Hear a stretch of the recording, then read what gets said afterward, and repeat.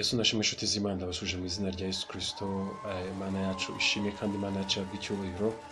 Nishimiye kongera kubana namwe nanone uyu munsi none mu ijambo ry'Imana, kandi nanjye nishimiye ko mugiye kubana nanjye muri aka kanya, kandi nishimiye Imana yanyu kandi ari nayo n'umwami wacu Yesu Kristo ko nayo igiye kubana natwe mu buryo bw'umwuka, ikaza kudusobanura ndetse ikaza kuduha imbaraga zo kuvuga icyo yagambiriye ko turi buvuge uyu munsi wa none. Uyu munsi wa none tugiye kuganira ku ijambo nahaye umutwe wo kudacira urubanza, cyangwa se ni nako n'ijambo rivuga kwirinda guca imanza, gucira abantu urubanza, kuko hari igihe tujya duca imanza tukagira aho natwe tukazicira tutabizi.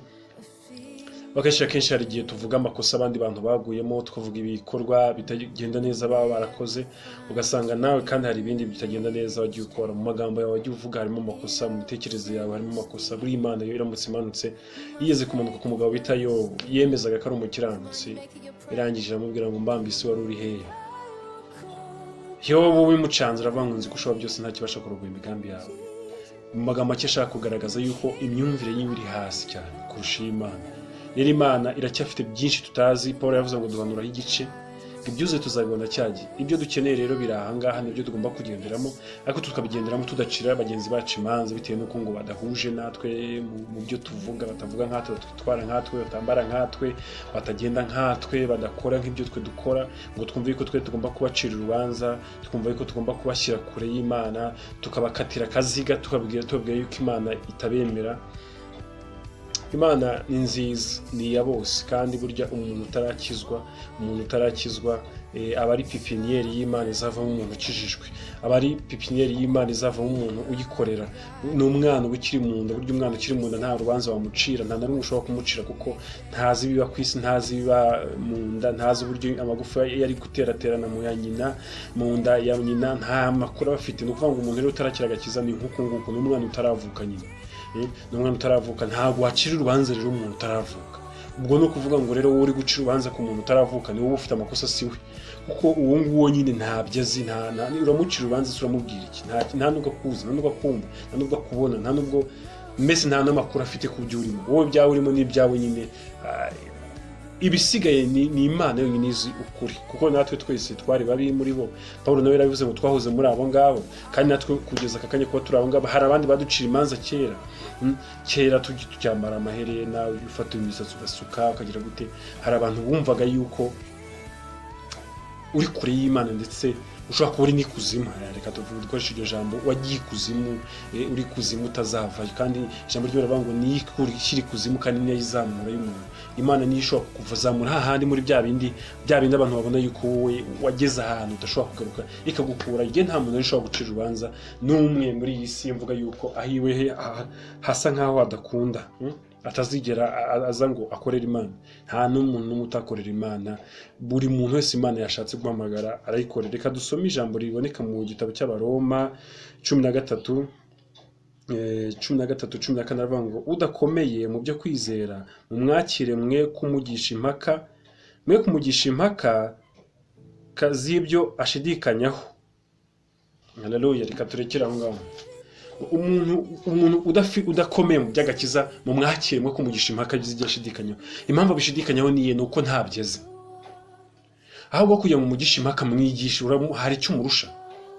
Kuri ubu ngubu rero hariho abantu bahuzwa no kwicara ahantu bavuga ngo ibi n'ibi babijyemo impaka.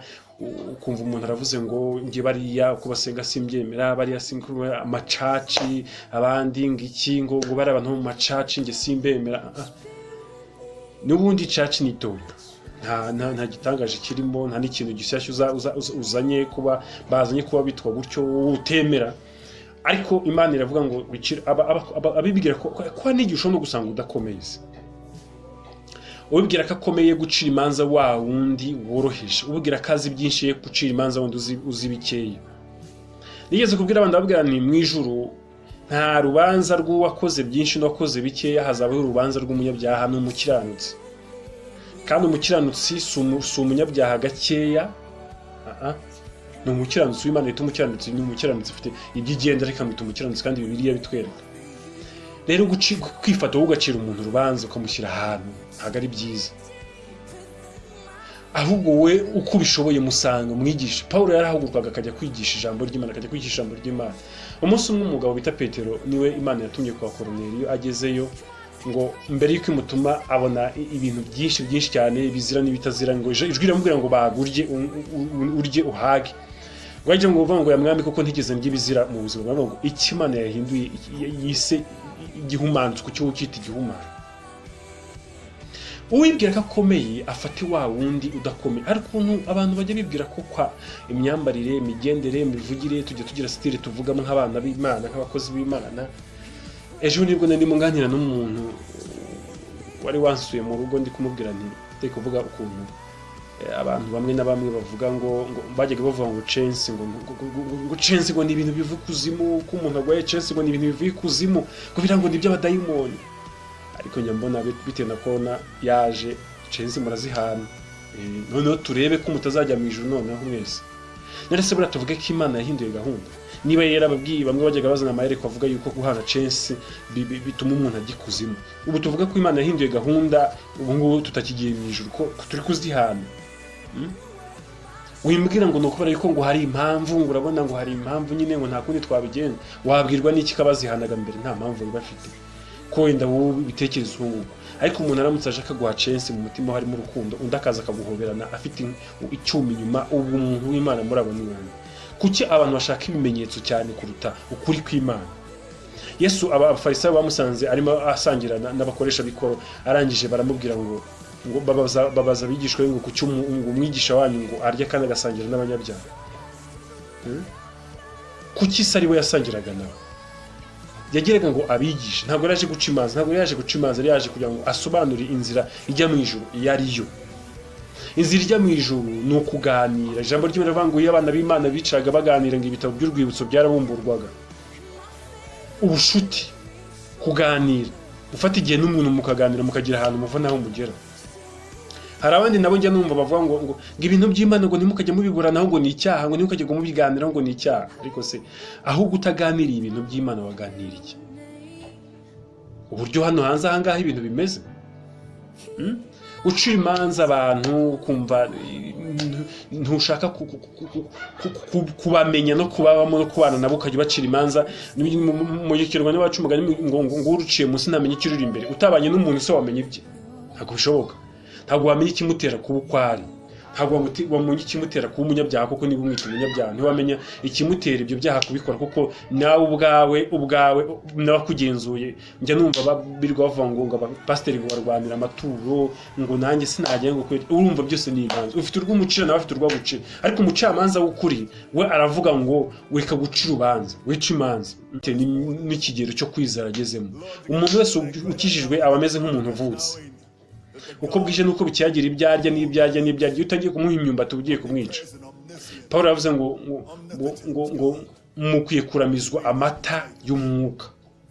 Mu mwuka habamo amata, mu mwuka habamo agatoki kanomanomye, mu mwuka habamo imyumbati, mu mwuka habamo amateke, habamo buri muntu wese buri kigeragezeho agira ibyo ahura nabyo bimukuza. Kandi Kristo amenya icyo ukwiriye n'icyo aguha. Rero hari gishobora gusanga umuntu ari mu cyiciro runaka ukumva yuko kuba ari muri icyo cyiciro ashobora kuba atazwi n'Imana. Wowe urimo urabyibeshyaho, ahubwo wowe egera. Niba hari n'ibigucanza ufate igihe usenge. Najyaga numva abantu ukajya kumva umuntu aravuze ngo kanaka ngo ntago ari Imana akorera, ngo giye nkurikije ngo umuntu ngo ubayeho kuriya ngo wambare biriya ngo ntago akora Imana. Ariko ibyo ngibyo ubizi. Ubu urashaka kumbwira yuko waminimije Imana neza wamaze kuyimenya neza ku buryo ibintu byose wamaze kugenzura abakora Imana batayikora, abitakubwiye n'abitakubwiye ugenzuza amaso. Nawe nakubwiye kuntu Petero yagiye kwa Koruneliyo yanze mbere, yumvaga atagomba kujya mu banyamahanga, kandi ijambo rye akaza kumenya ngo noneho ngo umenye neza yuko uwubaha Imana agakora ibyo gukiranuka Imana imwemera. None se kuki imbere atarabizi? Menye neza, nuvuga ngo mbere wari yarazi mu buryo butari neza, bisobanukiwe neza. Nuvuga ngo mbere yarazi mu buryo butuzuye. Hari ubwo nawe ibyo wabuze kano kanyuta. Kandi Petero yari umuntu wari warabanye na Kristo, ari wamubwira amagambo kubibaza igihe bahuriye, amubwira arinda igihe agira igihe avira hano ku isi ataramenya neza, ariko aza kugera ahamenya neza. Nawe ukeneye kumenya neza, urabura kugira ngo umenye neza. Nta kindi kintu ubura, uragira ngo saba Imana kumenya neza ukuri kw'Imana. Ntabwo tugomba kurebera ku bafarisayo, tugomba kurebera kuri Kristo. Kristo yaje hano ku isi abana n'abafarisayo, abana n'abasadukayo, abana n'abakoresha b'ikoro, abana n'abakiranutsi. Yaraga ku bafarisayo, ejo karara ku mukoresha w'ikoro kwa Zakayo, akavuga ati Zakayo manuka va mu giti. Niba n'abakoresha b'ikoro bashaka no kurira n'ibiti ngo babone Kristo, ariko shaho abafarisayo baza kugisha impaka. Erega ubwo n'ubufarisayo n'ubufarisayo kwiri gugire uca imanza hano. Ngewe ndabona iriya myenda abantu basigaye bambara amacupa, ariko se amacupa urashaka kumbwira ko umwenda wambaye ari wo so yambaye? Sukuru wawe ari yambaye? Urashaka kuvuga ko teni n'ikinyarwanda ndi gukoresha ubu ngubu? Urabona nagerageje rwose, mvuga rwose mu buryo bwiyubashye. Urashaka kumbwira ko ariyo abambanjirije mbere bavuze bigisha? Bari bafite ikinyarwanda cyabo. Mu gihe kiri imbere n'iki ndi kuvuga hari abatazakivuga, atari uko banze kuvuga ikinyarwanda cye, ariko nicyo gihe nyine. Urashaka kumbwira se ko Yesu Kristo yaza kuba ari ku isi uyu munsi wa none atari kubwiriza ijambo ry'Imana aciye muri ubu buryo ndi gukora? Ariko uzageza kubashaka mu ngo mwagiye ku kazi, nta muntu mwari busy muri gushaka amafaranga, none se ari kubakura he? Byari ngombwa yuko nakoresha ikoranabuhanga, kandi ariko uzambaye ipantaro ntabwo ariko uzambaye ikanzu. Ko ntekereza ko muri Israel bose batacyambara amakanzu. Ko rero dukeneye kugira ngo tumenye ubushake bw'Imana kuruta ubushake bwacu. Dukeneye kugira ngo twemerere Imana ari itwereka icyo dukeneye kuruta ibyo twebwe dushaka kuyereka.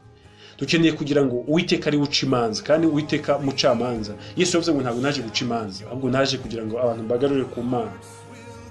Imana yacu ibagirire neza kandi ibashoboze. Ndi Pastor Prosid. Nifuza ko twaganira kuri iri jambo uyu munsi wa none kugira ngo twumve neza icyo Imana ivugana natwe kuri ibi ngibi. Reka dusenge Imana. Mana gushimira guhimbaje kuri Imana ishobora byose, no gushimira kuri Imana ihoraho yahoze ibihe byose. Reka imbaraga zawe n'umucyo wawe bigendagende ku buzima bwacu, kandi kurengera no gutabara kwawe bitugaragareho mu izina rya Yesu Kristo. Amen. Mana ushimire.